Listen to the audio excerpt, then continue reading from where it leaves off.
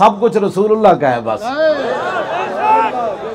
हो ना ये फूल तो बुलबुल का तरन्नुम भी ना हो, और चमन दहार में कलियों का तबस्सुम भी ना हो। ये न साकी हो तो फिर मैं भी ना हो, खुम भी ना हो, बज़्म तौहीद भी दुनिया में न हो, तुम भी ना हो। और खैमा अफलाक का इस्तादा इसी नाम से है।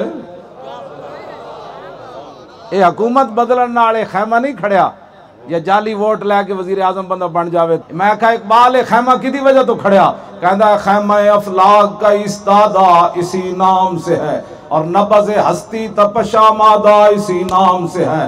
दश्त में दामने कौसार में मैदान में है, बाहर में मौज की आगोश में तूफान में है, चीन के शहर मराकश के बयाबान में है, और पोशीदा मुसलमान के ईमान में है।